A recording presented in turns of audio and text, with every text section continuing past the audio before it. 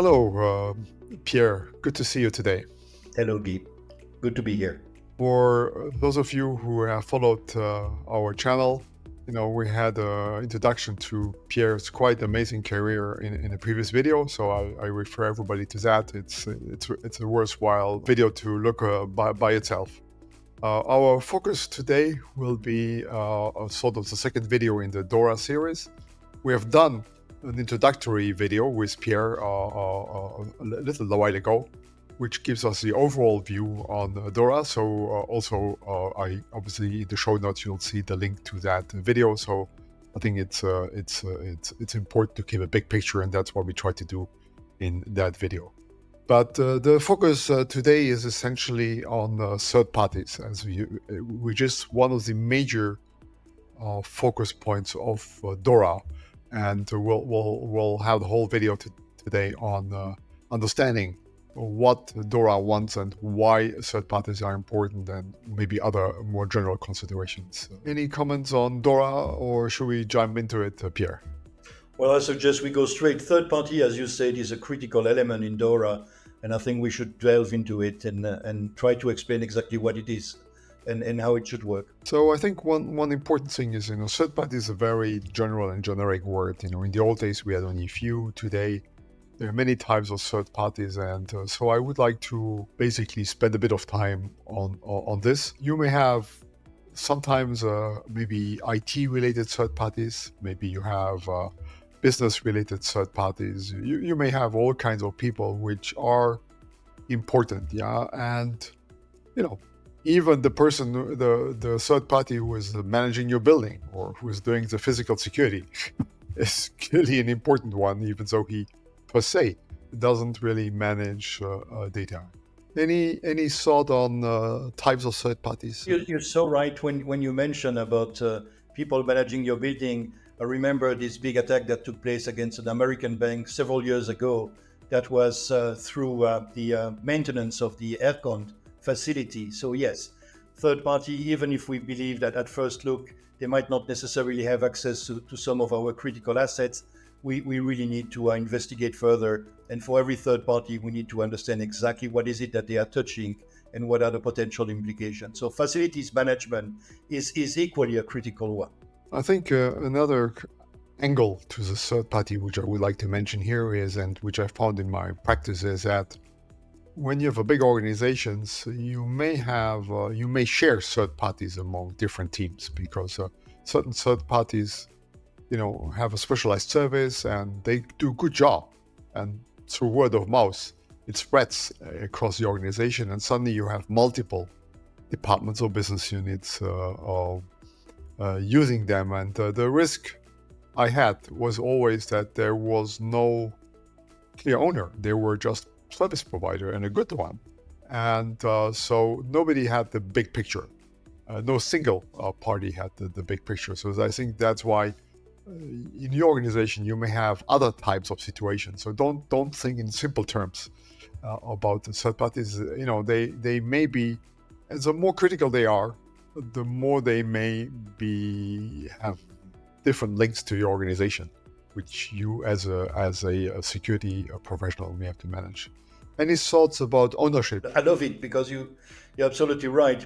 You work in your own vacuum, in your own business unit. You know that you have the third party, and you don't realize that very third party is used by many other business units into your organization. So that triggers the need for someone to sit above and beyond the business unit, to have the responsibility to monitor this, or to at least to have visibility on all the third parties, and being able to identify which one of the third parties reach a critical stage where they become almost systemic to your organization. So that I'm not sure that many organizations today do have someone who is specifically assigned to this kind of role of aggregation of third party and understanding which one reach a critical mass. And that's probably something that should be under the responsibility of the risk management team, possibly, or perhaps operation team. It's a different discussion. I've seen that happening in the privacy world, however, and because of GDPR, the need for the DPO to collect information about all the third-party providers and understand and identify this shared third party, as you mentioned, but this is not necessarily prevalent outside of data privacy. That is for other risks. I think you mentioned an important point is it is important from a cybersecurity point of view, but it even gets more important when we talk about the resilience. Because not only do we want to prevent things, but when things are happening, we may have to work in certain ways in an integrated and consistent way with the different third parties to get back on track. So I think having a third-party risk manager at some seniority level is important, because I think the trend is also that the number of third parties is increasing year by year. So this role from an operation point of view, but also from a size point of view of what's going on with third parties, is a critical one. And it's not maybe always obvious where he should be in an organization. But I think you mentioned before, resilience may be a good place, because that maybe have the more detailed and holistic view on the third party. And also the incentive to do this kind of job. I mean, we should never minimize the human aspect of incentivizing people to do these things. If it's not clearly in your role to evaluate the third party risks, perhaps you will not really do that, or not in an effective way, and perhaps some critical information will fall through the cracks. And we are not only talking about cybersecurity here. We might end up having a relationship with a third party, kind of a shared third party, as you mentioned, that reaches a critical mass, and then for whatever reason there is a huge reputation damage happening on that third party that might oblige us to cease communication or business with that third party, unless we realize that this is a critical mass and that has huge implication. Again, we've got to be very careful as to what we do. So visibility on our third parties, which one are critical to us, is something that is really increasingly important for an organization. Absolutely. I think, as a natural extension of this discussion, it's more like a warning, or to everybody listening to this, to everybody doing DORA. I think DORA gives us a few specific points, which we're going to go through in a moment. But, it's important to make a distinction. Do I want to be compliant to DORA only, or should I look at it more holistically? And I may have to do a few things on top of and beyond DORA to make sure that there is no incident happening around, or no risk, an unreasonable risk, or no incident happening around a third party. So I would recommend people to look more in a holistic way, not just DORA requirements, but look at it in as big a way as you can. Because the day you're going to have an incident, you will have serious discussions with the regulator also. And even though you have been formally compliant, you will not have a friendly discussion after that. Any comments from your side, maybe? You remind me ISO 9000 standard, where it was very well known that you could become ISO 9000 certified, which means you've got documentation for everything you do, yet you could deliver crappy product. ISO 9000 does not guarantee that you've got stellar products. And in the case of third-party management, it's exactly that. DORA gives some good directions as to what needs to be done. It's by no means exhaustive, and I would confidently say that by being fully DORA compliant does not guarantee that you will do proper, effective resilience with your third party. So there is more that needs to be done than just following DORA to the letter. You are 100% wrong. Well, let's jump maybe into DORA specifics. I think looking at what's the first step in terms of DORA compliance, if I may call this way. The risk assessment is of course the first step. Any comment from your side on risk assessments? Well, as you and I previously discussed on that very topic, first, risk assessment is essential. I am not sure that it is really in the habit of most organizations to conduct a thorough risk assessment before they sign a contract. Very often that looks like, ticking in a box as opposed to really understanding the implication. That's number one. So risk assessment needs to be real and thorough, and risk assessment also needs to be a continuous one. And again, that's a discussion you and I have covered in the past. The relationship you have with your third party might evolve over time, and the assessment you performed 3 years ago might not reflect the real situation, the real risk landscape generated by that third party today, because you gave them more business, or because they merged with an organization which is also one of our third party providers, and so on and so on. So it's equally critical that we put in place a mechanism to ensure effective ongoing risk assessment, perhaps every year, every 6 months, I don't know. But we also have to make sure that the people who are in charge to perform this continuous risk assessment are properly incentivized to do that. And the reason why I say that is from my experience, I've been privileged to put in place some ongoing risk assessment into large organizations, but I found out that after 2 to 3 years, the business unit managers who were in charge to continue reassess the risk associated with third parties could not really understand why they were doing that. And the process was just, looking at a spreadsheet, typing enter, enter, enter, saying there is no change in the risk, which puts the organization at risk because this risk assessment does not reflect the reality of the relationship with the third party. So it's fantastic to have a process that ensures continuous risk assessment. It's equally important to ensure that the people tasked to do that have proper incentive, carrot and stick to really do the job as we expect them to do. I think also my experience in adding a little bit to that briefly is that, I have seen in the early days questionnaires which were sent by the risk assessment team to the third parties. And sometimes you would say, well, you have a network, but you have a firewall. What can be the answer to that question? Yeah. And that's one thing. So please formulate your question in a proper way, which gives us a feeling that this is you get the correct answer back. We have other risk assessment guys who sometimes, they are risk averse, actually, and they rather send 300 questions than only 50. Then the third party only answers suddenly after a while only by yes or no. So I think the assessment must be done with good intention and with practical things in mind, I would say. And actually, based on what you said, I would be tempted to say this notion of performing and monitoring risk assessment with third parties should not be given to junior people because it requires serious thinking and proper assessment. As you rightly said, just sending a questionnaire with silly questions or tons of questions will not achieve the goal. What it takes is someone who has an understanding on the risk landscape of my organization to speak with the third party and being able to effectively assess where do we stand with this relationship. That requires some seniority. To challenge my team always in the past, I always ask them, have you married or your partner based on the questionnaire?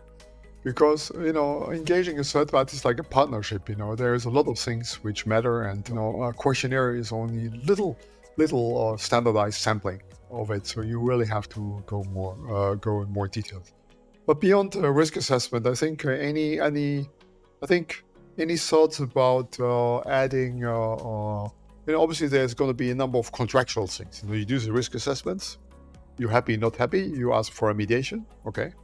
Then maybe you are happy with the remediation and you want to engage now in practical things. And typically you may add contractual elements to your commercial contract. And I think it's important to talk about what would be, from a cybersecurity point of view, the important elements to add to the commercial contract. Any thoughts about monitoring in general? Is that something you would include, or it happens on weekly?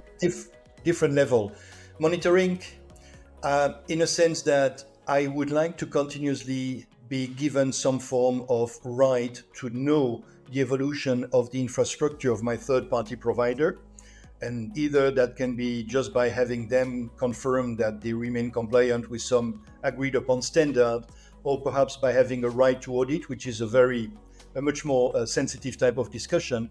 But equally important, I want to make sure that, contractually speaking, if they have any significant incident, they've got to let us know within a certain quick time frame. So they have a contractual responsibility to disclose, because in our turn, we might be obliged to disclose to our regulator. And I also like to do some external monitoring. So above and beyond just asking the third party to tell me if they have an incident, I usually contract with a company that will continuously check their website or check the dark net and see whether any mention is made of that third party. But sometimes we might learn from that dark net and whatnot information that perhaps the third party does not know, does not want to disclose. I think that may be the subject of a separate video. I think this is a modern way to do it. In the old days, we would do a questionnaire and in time T0. But because of these services now on the dark net or even companies like Security Scorecard, we have a continuous monitoring of what's going on.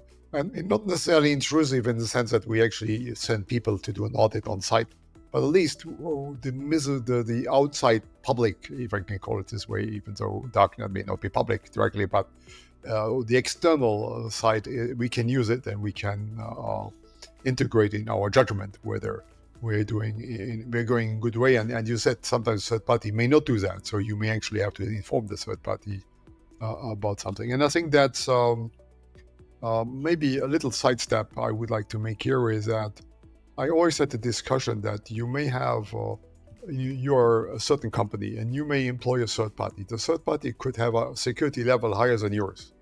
Or you could have a third party of a security level then lower than yours.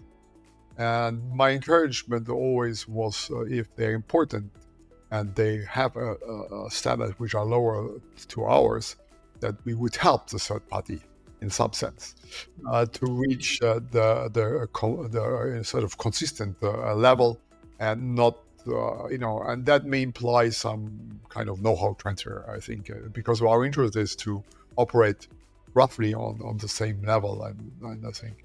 But the monitoring, outside is great. The right to audit is a bit more complicated, but I think it should be legally there, whether you call every check an audit or whether you actually formally do it. It's usually a power struggle, this right to audit.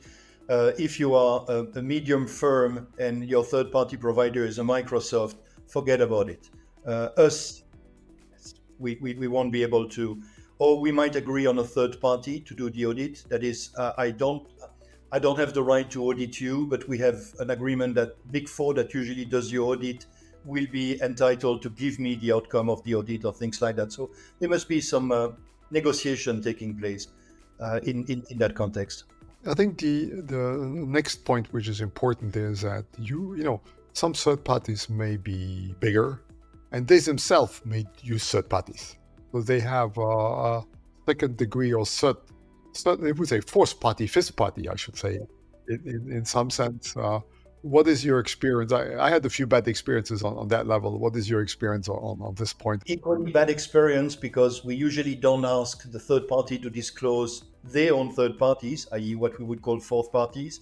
Now we can assume that many organizations who are with third parties probably use Microsoft or Amazon or Google or Salesforce.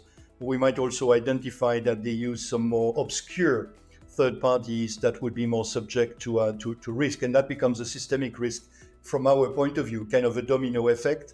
I have contract with 3 third parties and they all use the same small technology, and that small technology company gets hacked and my 3 companies are no longer accessible, so I've got a resilience problem, or perhaps they got hacked and that has an impact onto me. In the most sophisticated organization I have the privilege to work with, fourth parties is a discussion. So not only we want to understand the risk of our third party, but we also want our third party to disclose their assessment of their own third parties.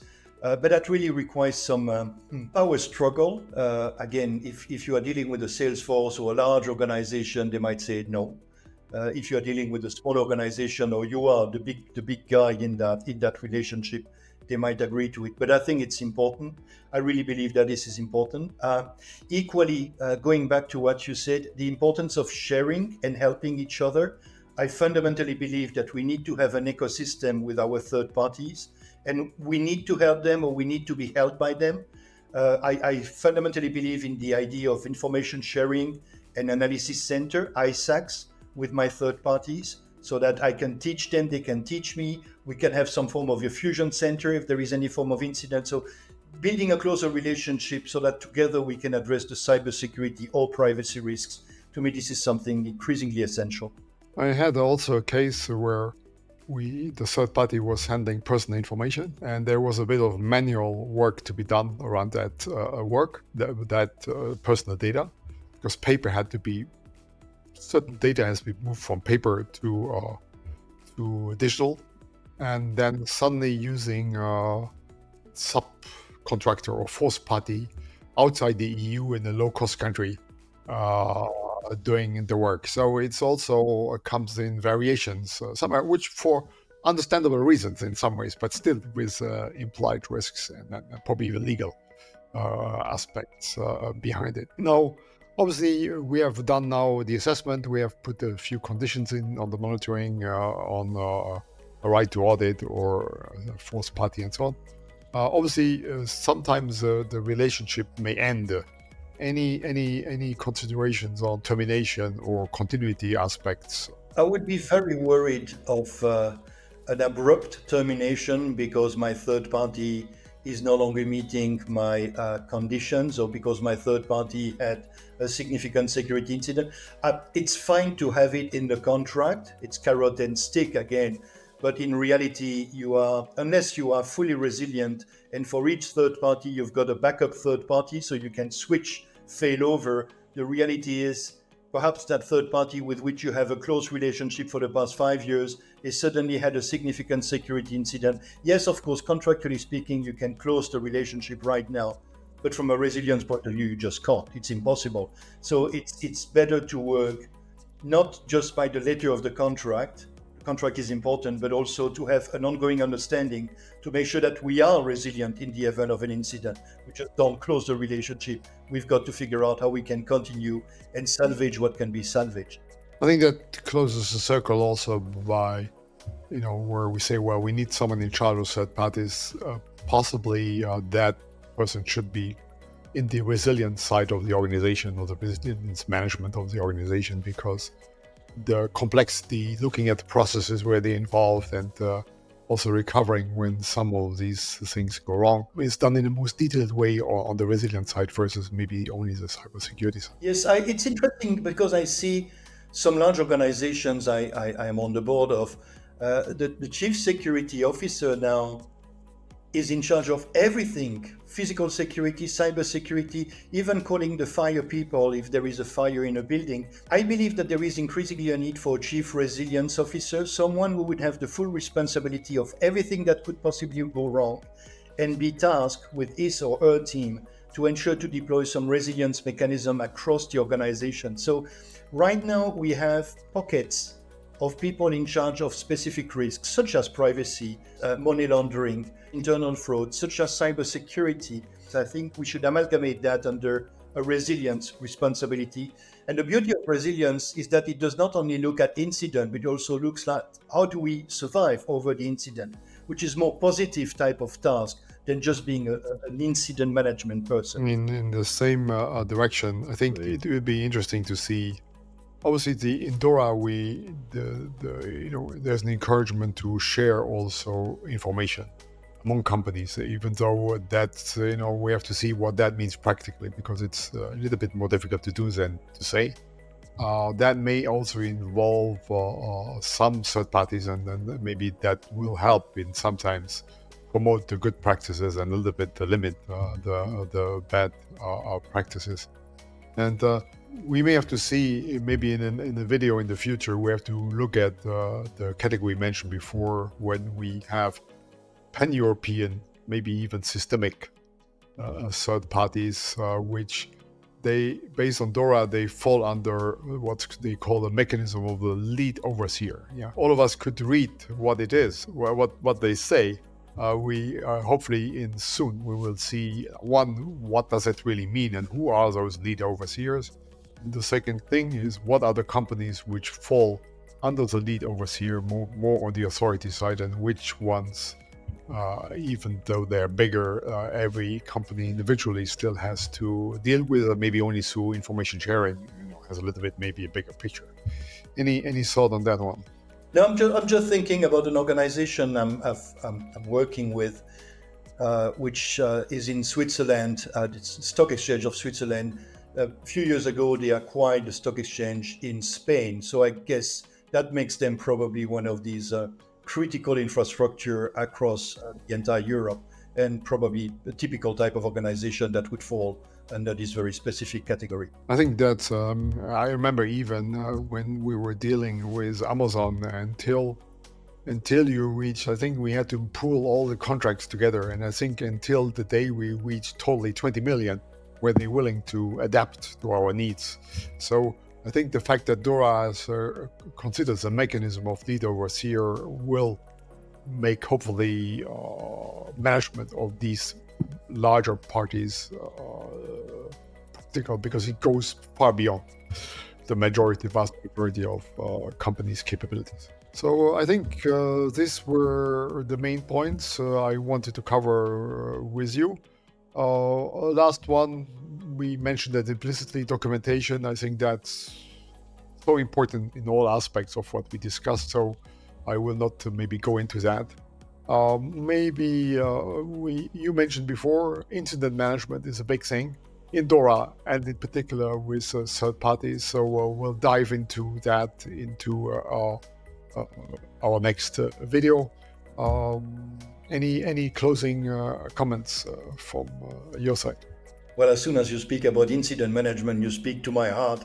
The need for organizing incident management, not only within my own organization, but also with my third parties, so that together we learn about building that muscle that will help us to react effectively in the event of an incident. So incident management is not something that should be done only within my own organization. I really need to do that in collaboration with my clients and my third parties. Absolutely.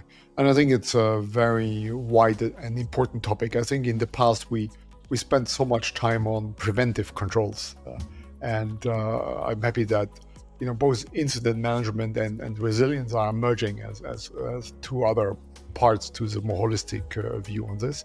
So looking forward to that discussion. I would also encourage all the viewers to put some comments. Third-party risk management has many aspects, and please share with us what you learned from your side over time, which may go far beyond what we had the time to cover here. So please use the comment function in YouTube to do so, and please look out for the video on incident management. Thank you so much, Pierre, for sharing your vast experience with our audience. It's a great pleasure to be with you. Such a great pleasure. Thank you. Thank you.